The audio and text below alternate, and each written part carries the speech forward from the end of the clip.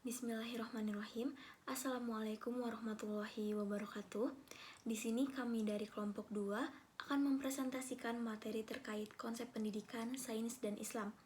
Sebelumnya, izinkan saya memperkenalkan diri dan teman-teman kelompok saya. Perkenalkan, nama saya Puspaningrum Musayada dan teman-teman kelompok saya Muhammad Zidan Rahman, Riani Putri Oktaviani, dan Ulfi Naswa Nurhaliza. Di sini ada beberapa submateri yang akan kami bahas. Yang pertama, pengertian dan ruang lingkup filsafat pendidikan. Yang kedua, konsep pendidikan menurut tokoh-tokoh pendidikan Indonesia. Yang ketiga, konsep pendidikan menurut tokoh-tokoh pendidikan luar Indonesia atau tokoh-tokoh pendidikan dunia.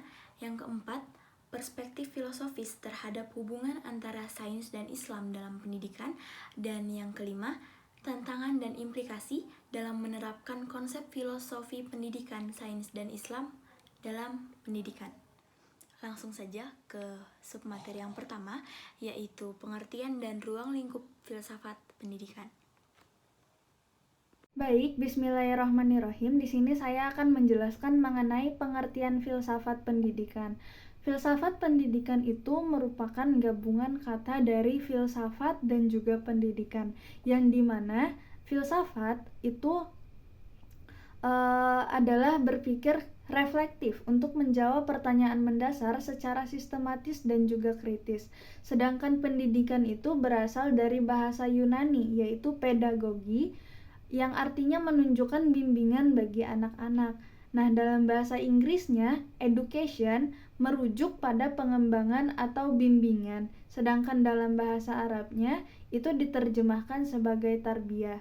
Jadi, filsafat pendidikan itu meneliti esensi dari proses pendidikan dan menganggapnya sebagai subjek yang perlu diselidiki secara mendalam. Baik, selanjutnya saya akan menjelaskan mengenai ruang lingkup filsafat pendidikan. Nah, ruang lingkup filsafat pendidikan ini mencakup beberapa hal. Yang pertama itu tujuan dan cita-cita filsafat pendidikan. Pendidikan ini mengevaluasi secara kritis berbagai tujuan dan cita-cita pendidikan. Tujuan dan cita-cita pendidikan ini telah diperkenalkan oleh berbagai filsuf di waktu yang berbeda. Tujuan pendidikan ini adalah pembangunan karakter, pembangunan manusia, pengembangan manusia yang harmonis, persiapan untuk kehidupan dewasa, pengembangan kewarganegaraan, penggunaan waktu luang, pelatihan untuk kehidupan sipil, pelatihan untuk kehidupan internasional, pencapaian integrasi sosial dan nasional, pengembangan ilmu, pengetahuan, dan teknologi, pendidikan untuk semua, menyamakan peluang pendidikan, memperkuat tatanan politik yang demokratis, dan pengembangan sumber daya manusia. Tujuan-tujuan dari pendidikan ini disajikan oleh para pemikir pendidikan di waktu dan iklim yang berbeda, serta diteliti dan juga dievaluasi. Yang kedua itu ada interpretasi tentang sifat manusia. Interpretasi tentang sifat manusia merupakan gambaran filosofis tentang manusia, adalah hasil dari sintesis fakta-fakta yang dipinjam dari semua ilmu manusia dengan nilai-nilai yang dibahas dalam berbagai ilmu normatif yang berbeda. Yang ketiga itu ada nilai pendidikan. Nilai ini biasanya merupakan subjek filosofis karena lebih abstrak, integral, dan universal. Filsafat pendidikan ini tidak hanya mengevaluasi nilai-nilai secara kritis, tetapi juga mensistematisasinya dalam suatu hierarki. Yang keempat itu ada teori pengetahuan pendidikan. Terkait dengan pengetahuan, pendidikan ditentukan oleh sumber, batasan, kriteria, dan sarana pengetahuan. Diskusi tentang semua ini itu berada dalam yurisdiksi epistemologi, salah satu cabang filsafat. Oleh karena itu, area penting berfungsinya filsafat pendidikan terkait dengan teori pengetahuan. Terus yang terakhir itu ada hubungan pendidikan dan berbagai bidang kehidupan nasional dan berbagai komponen sistem pendidikan. Baik, selanjutnya saya akan menjelaskan terkait konsep pendidikan menurut tokoh pendidikan yang ada di Indonesia. Di sini ada 4 ya. Yang pertama ada Ki Hajar Dewantara, kedua Kiai Haji Ahmad Dahlan, yang ketiga Raden Ajeng Kartini, dan yang keempat Kiai Haji Hashim. Yang pertama ada menurut Ki Hajar Dewantara. Dalam pelaksanaan pendidikan, Ki Hajar Dewantara menggunakan konsep sistem AMO sebagai manifestasi dari visinya dalam menempatkan anak sebagai fokus utama dalam proses pendidikan. Dalam sistem AMO, setiap pamong atau pemimpin dalam proses pendidikan diwajibkan untuk mematuhi prinsip-prinsip berikut. Yang pertama ada ing rasa sung tulada, berarti berada di depan dan memberikan contoh yang baik. Ing rasa sendiri menunjukkan posisi sebagai individu yang lebih berpengalaman atau berpengetahuan. Sementara tulada menekankan pentingnya memberikan teladan yang baik. Ini berarti pendidik seharusnya memiliki pengetahuan dan pengalaman yang memadai, serta menjadi contoh yang baik bagi siswa. Yang kedua, adanya ing madya mangun karsa, berarti membina keinginan, kemauan, dan hasrat untuk berkontribusi pada kepentingan umum dan cita-cita yang mulia. Ing madya sendiri menunjukkan hubungan harmonis dan terbuka dalam interaksi sehari-hari. Pendidik harus mampu mengembangkan minat, hasrat, dan kemampuan siswa untuk berkarya secara kreatif demi mencapai cita-cita yang luhur. Yang ketiga, adanya tuturi handayani, berarti mengikuti dari belakang dengan penuh perhatian, cinta, dan tanggung jawab tanpa otoritarisme atau perlindungan berlebihan. Handayani sendiri menekankan pemberian kebebasan dan kesempatan kepada siswa dengan perhatian dan bimbingan yang memungkinkan mereka berkembang sesuai dengan potensi dan kodratnya sendiri. Selanjutnya ada konsep pendidikan Islam menurut Kiai Haji Ahmad Dahlan adalah pendidikan yang mampu mengintegrasikan ilmu pengetahuan umum dengan ilmu pengetahuan terikat. Konsep ini bertujuan untuk menghasilkan manusia yang lebih berkualitas melalui proses pendidikan yang bersifat integral. Konsep pendidikan Islam menurut Kiai Haji Ahmad Dahlan sendiri mencakup beberapa aspek seperti jauh banget tuh. Selanjutnya ada menurut Raden Ajeng Kartini atau lebih sering disebut atau dikenal oleh kita sebagai R.A. Kartini. Konsep pendidikan menurut R.A. Kartini meliputi yang pertama, pendidikan sebagai langkah menuju peradaban yang maju. Kartini melihat pendidikan sebagai langkah untuk mencapai peradaban yang maju, di mana laki-laki dan perempuan saling bekerja sama untuk membangun sebuah bangsa yang lebih baik. Yang kedua, ada pendidikan untuk mengangkat derajat dan mampu mengangkat martabat bangsa. Kartini memandang bahwa pendidikan sangat penting dengan pendidikan mampu mengangkat derajat dan mampu mengangkat martabat bangsa.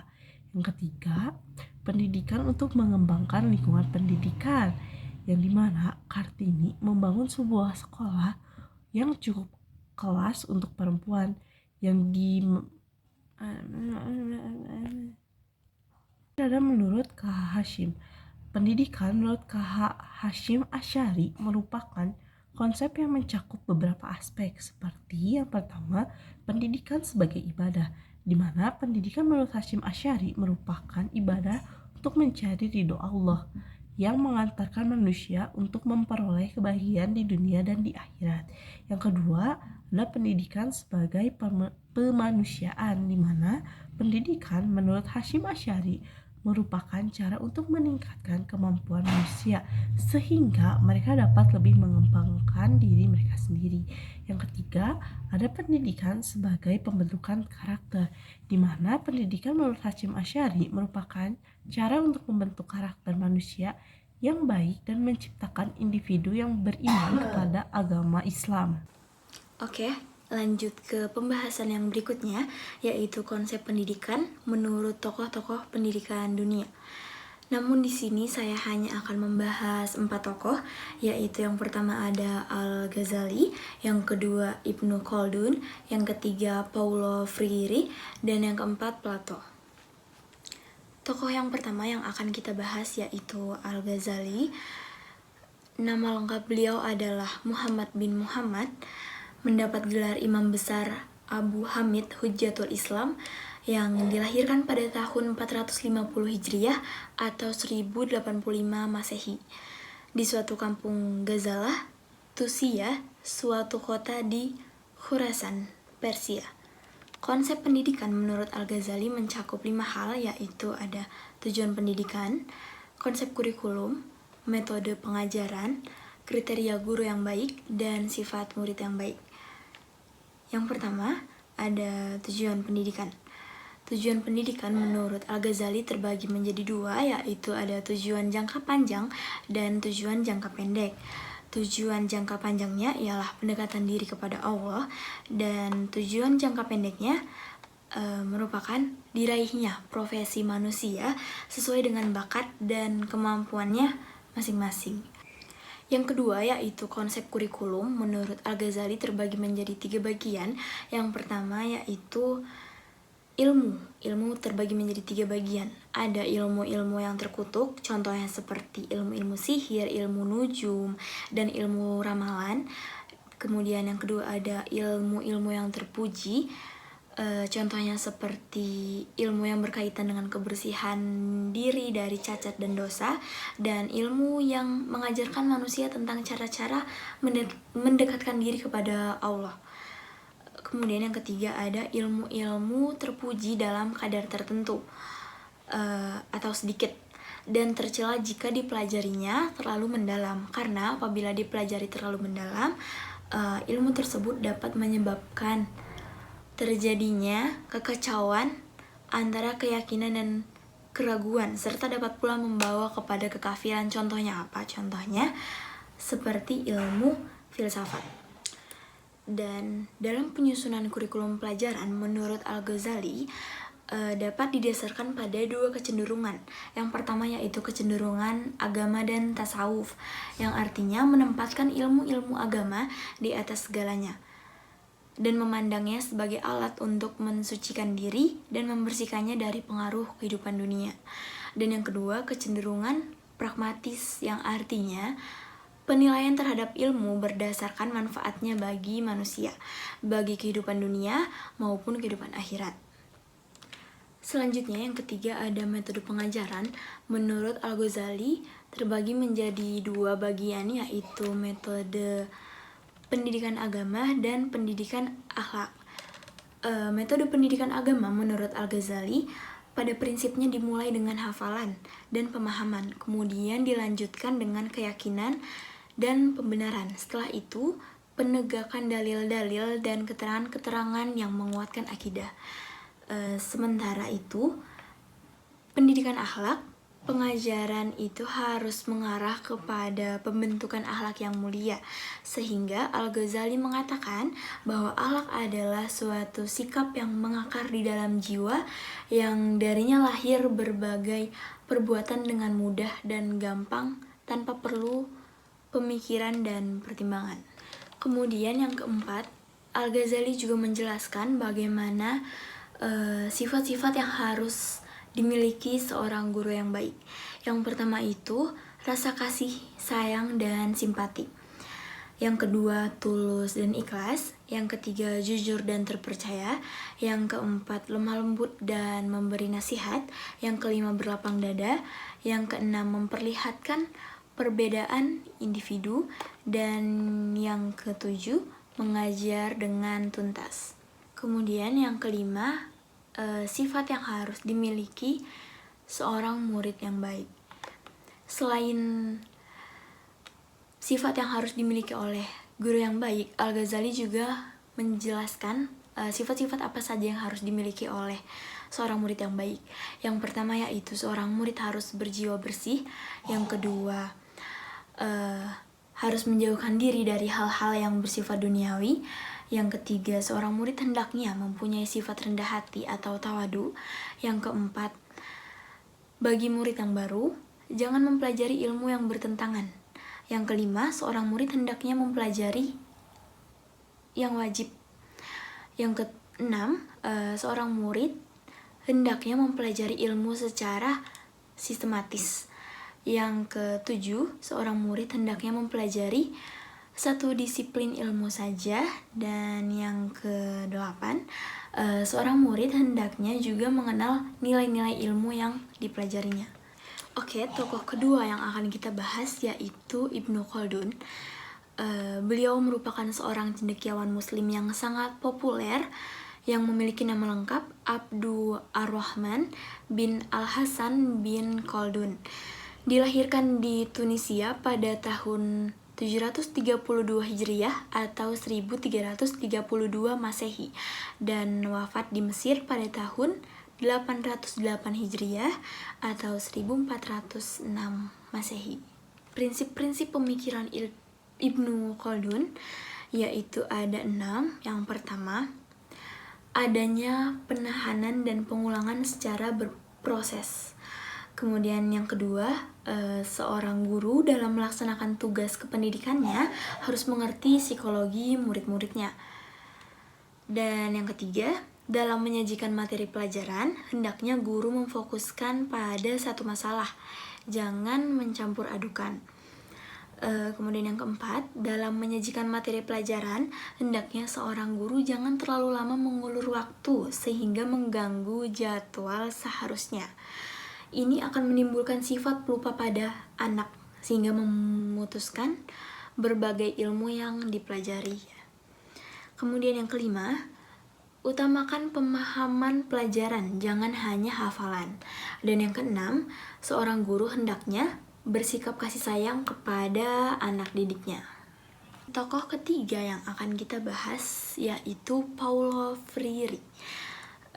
Beliau lahir pada tanggal 19 September tahun 1921 di Recife, yaitu sebuah kota pelabuhan bagian selatan Brazil yang merupakan kota terbelakang dan miskin.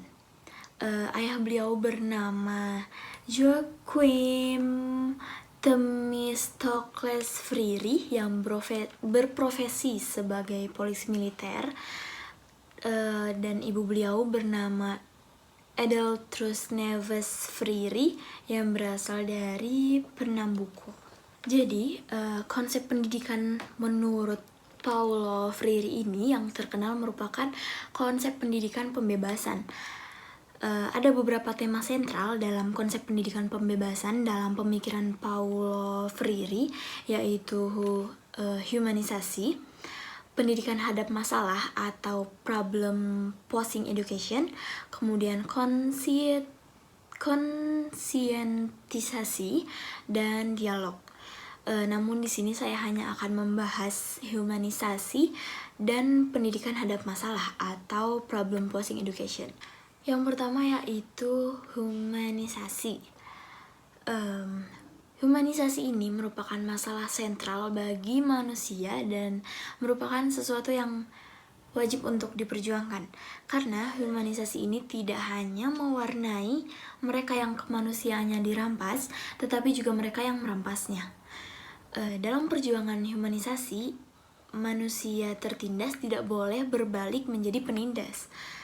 Pembebasan sejati terjadi kalau tangan-tangan yang terangkat mengemis itu diubah menjadi tangan-tangan yang mampu mengubah dunia.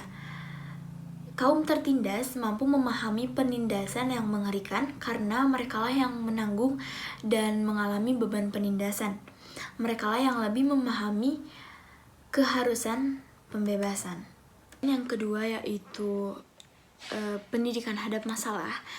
Mengapa bisa ada pendidikan hadap masalah ini? Karena Paulo Freire menyebutkan bahwa pendidikan lama itu adalah pendidikan dengan sistem bank. Dalam pendidikan itu, guru merupakan subjek yang memiliki pengetahuan yang diisikan kepada murid. Dan murid adalah wadah atau suatu tempat deposit belaka. Dalam proses belajar itu, murid hanya sebagai objek belaka. Maka, untuk mengganti sistem pendidikan seperti itu, Paulo mempunyai alternatif, yaitu sistem baru yang dinamakan problem posing education atau tadi pendidikan hadap masalah. Kemudian pada bagan atau skema yang telah ada pada slide PowerPoint, di situ ada skema dari pendidikan hadap masalah oleh Paulo. Maksudnya apa dari murid dan guru yang ada di situ? Maksudnya di situ bukan hanya murid yang dapat belajar dari seorang guru, guru pun dapat belajar dari murid. Dari kedua belah pihak dapat bersama-sama mengembangkan kemampuan untuk mengerti secara kritis dirinya sendiri maupun dunia tempat mereka tinggal. Nah, interaksi antara guru dan murid itu pasti menimbulkan dialog, refleksi, dan observasi. Kemudian setelah guru dan murid itu berhasil memecahkan tantangan atau menghadapi tantangan yang ada, maka disitulah dapat terjadi perubahan. Kemudian tokoh keempat yang akan kita bahas yaitu Plato. Plato lahir sekitar tahun 427 sebelum Masehi dari keluarga terkemuka di Athena. Konsep pendidikan menurut Plato yaitu pendidikan bisa membuka pengertian kebijakan. Pengertian yang baik membawa akibat perbuatan yang baik pula, sedangkan perbuatan yang tidak baik merupakan akibat dari pengertian yang salah. Plato menempatkan kebijakan intelektual di tempat tertinggi. Dalam rencana-rencana pendidikannya yang ia kemukakan, ditekankan pula kebijakan moral dan latihan kemauan. Juga pendidikan fisik dan jasmani seperti gimnastik, menari, dan permainan-permainan, sebab mereka berpendapat bahwa kekuatan jasmani membantu kekuatan moral dan intelektual, karena semuanya berhubungan dengan kebaikan, disiplin, keselarasan dalam pikiran, dan tabiat dengan keutamaan yang sama dalam tubuh manusia. Dan Islam ini berdiri pada posisinya masing-masing, di mana sains dan agama ini diperlakukan sebagai bidang yang mandiri dan memiliki metodologi serta domain pengetahuan yang berbeda. Dalam konteks ini, dari masing-masingnya itu dianggap memiliki otoritas dan landasan pengetahuannya sendiri-sendiri gitu. Jadi maksud dari domain yang berbeda itu, sains dan agama ini memiliki fokus atau cakupan pengetahuan yang berbeda, di mana sains berkaitan dengan studi tentang alam semesta, fenomena alam, proses alami yang dapat diamati, diukur, dan dijelaskan dengan menggunakan metode ilmiah. Di sisi lain, agama itu lebih fokus pada aspek-aspek kepercayaan, moralitas, spiritual, dan makna kehidupan yang seringkali tidak dapat diukur secara empiris gitu. Dan metodologi yang berbeda ini maksudnya itu, sains itu menggunakan metode ilmiah yang terstruktur dan berbasis pada observasi, eksperimen, pengukuran, serta penalaran logis untuk menghasilkan pengetahuan yang objektif dan terverifikasi. Dan metode ini itu seringkali mengikuti prinsip-prinsip seperti pengujian, hipotesis, pemodelan matematika, dan pengulangan percobaan. Di sisi lain, agama itu menggunakan pendekatan yang berpusat pada keyakinan, tradisi, teks suci. Maksud teks suci di sini kalau di Islam mungkin kayak Al-Quran gitu ya. Lalu pengalaman spiritual dan otoritas keagamaan untuk memahami realitas dan memberikan panduan moral dan spiritual. Jadi Islam ini tidak pernah mengajarkan gitu, mengenai istilah dualisme dikotomi keilmuan. Karena ilmu sains dan agama ini ditempatkan pada posisi serta porsi yang berimbang gitu. Namun tentunya gitu pasti terdapat hubungan antara sains dan Islam dalam pendidikan. Ya, di antaranya itu sebagai berikut. Pertama, ada pemahaman ilmiah dalam Islam ya. Jadi Islam sendiri ini mendorong pencarian pengetahuan dan pemahaman terhadap alam semesta gitu. Oleh karena itu, sains ini dipandang sebagai cara agar kita mencari dan memahami dalam rangka untuk mencari sebuah kebenaran gitu. Kedua, ada integrasi pengetahuan. Jadi dalam pendidikan itu sains dan ajaran Islam ini bisa diintegrasikan untuk memberikan pemahaman yang lebih mendalam gitu, terkait fenomena alam dan juga kehidupan manusia. Cangkupannya itu mempelajari ilmu pengetahuan secara objektif, sekaligus menggali nilai-nilai moral dan juga spiritual dari ajaran Islam. Yang ketiga ada etika dan moral. Dalam pendidikan, Islam ini menekankan pentingnya moral dan etika dalam kehidupan sehari-hari. Tetapi sains juga bisa digunakan gitu untuk sebagai sarana mengembangkan pemahaman etika dan moral dalam konteks modern. Lalu yang keempat itu ada pemikiran kritis. Pendidikan itu, di mana pendidikan yang terinspirasi oleh Islam ini mendorong pengembangan pemikiran kritis dan analitis. Dan sains juga memberikan kerangka kerja untuk mengembangkan kemampuan ini, sementara Islam memberikan pandangan yang mendalam terkait tujuan hidup dan makna eksistensial. Yang kelima itu ada pengembangan teknologi gitu. Jadi Islam sendiri mendorong penggunaan pengetahuan dan teknologi untuk kebaikan manusia, serta dalam rangka memajukan umat manusia secara keseluruhan gitu. Oleh karena itu, pendidikan dalam konteks Islam ini dapat mempromosikan pengembangan dan penerapan teknologi yang sesuai dengan nilai-nilai Islam gitu.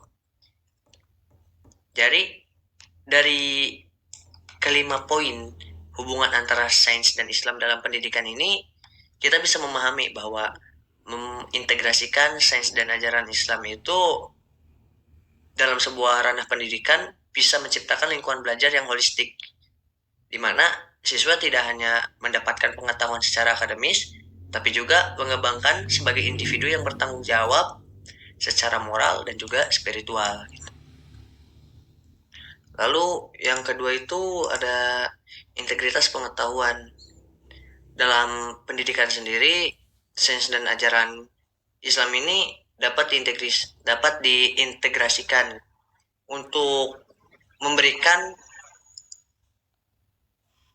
Lalu yang selanjutnya itu ada tantangan dan implikasi dalam menerapkan konsep filosofis pendidikan sains dan Islam dalam pendidikan. Pertama-tama itu kita membahas terkait tantangan integrasi sains dan agama, di mana ada nalar sains versus kebenaran agama. Jadi nalar sains ini didominasi oleh pendekatan positivis yang mengutamakan kebenaran empirik yang terukur. Tetapi di sisi lain, kebenaran agama bersifat teologis yang seringkali metafisis ontologis.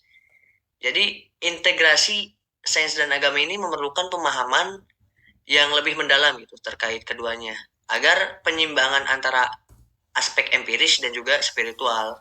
Lalu ada ketegangan gitu. Terkadang terjadi gitu suatu ketegangan antara sains dan agama, karena ada beberapa ilmuwan juga yang menggambarkan hubungan ini gitu dalam kategori konflik independensi, dialog, dan juga integrasi gitu. Jadi kita itu harus tahu bagaimana cara memadukan keduanya, karena ketegangan ini bisa menjadi salah satu tantangan yang sering terjadi gitu. Lalu pembahasan yang kedua itu terkait implementasi di pendidikan. Yang pertama ada kurikulum pendidikan agama Islam atau PAI. Jadi PAI ini seringkali cenderung normatif dan kurang menghayati nilai-nilai dari agama dalam konteks sosial budaya. Jadi kita nanti perlu pendekatan yang lebih kontekstual dan beragam agar memperkaya suatu pengalaman belajar gitu dari siswa-siswa. Lalu yang kedua ada humanisme dan islamisasi ilmu itu. Paradigma ini sendiri menekankan pada pentingnya memperkaya ilmu. Jadi kita nanti perlu pendekatan yang lebih kontekstual dan beragam agar memperkaya suatu pengalaman belajar gitu dari siswa-siswa. Lalu yang kedua ada humanisme dan islamisasi ilmu itu. Paradigma ini sendiri menekankan pada pentingnya memperkaya ilmu dengan orientasi humanisme, bukan hanya eksklusif pada golongan ras atau suatu etnis gitu. Jadi integrasi Islam dan sains itu harus mempertimbangkan nilai-nilai kemanusiaan juga. Dan yang pembahasan terakhir itu terkait dampak positif.